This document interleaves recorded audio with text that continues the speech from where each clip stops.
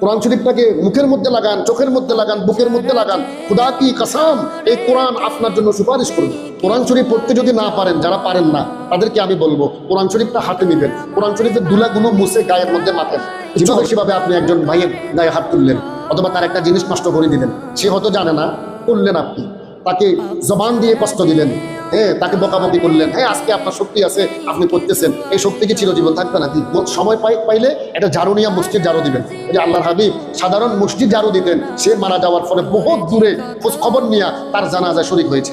অতএব মসজিদ পরিপূর্ণ মুমিন যদি হতে হয়, এই হাত থেকে আরেকজন মুমিন যাতে নিরাপদ থাকে, সময় পাইলে একটা মসজিদ ঝাড়ু দিয়ে দেন, একটা জিনিস পরিষ্কার করে দেন, এই হাত দিয়ে ভালো কাজ করেন, ইনশাআল্লাহ নবীজি বলেন এই 6টা কাজ করবা, আমি নবী জান্নাতের গ্যারান্টি দিয়ে দিব।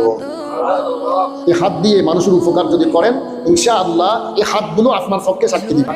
কোরআন যদি আপনার পক্ষে বলে, আর কোনো সমস্যা আছে? মনে রাখবেন একটা কথা, যারা কাফের তারা প্রকাশ্যেই কাফের। আল্লাহ পাক তাদেরকে প্রকাশ্যভাবে কাফের বলে ঘোষণা করেছেন। কিন্তু কাফেরের চেয়েও আরো জঘন্যতম হলো মুনাফেক। এই মুনাফেকগুলো যুগ যুগ ধরে ছিল, আমার নবীর আমল থেকে এখনো আছে, কিয়ামত পর্যন্ত থাকবে। এদের কুফরের রূপ একরকম, ভিতরে আরেক রকম। মুনাফেকের 1 নাম্বার চেনার আলামত হলো এদের মুখে একটা, অন্তরে আরেকটা। মুখে একটা, অন্তরে এরা হলো মুনাফেক। এজন্য সূরা মুনাফিকুনের 1 নম্বর আয়াতের মধ্যে আল্লাহ পাক বলেন, ইন্নাল মুনাফিকুনা লাকাযিবুন, নিশ্চয়ই মুনাফিকেরা মিথ্যাবাদী। আর যে লোকটা মিথ্যা কথা বেশি বলে, মনে রাখবেন নিঃসন্দেহে লোকটা মুনাফিক। লোকটা কি? মুনাফিক।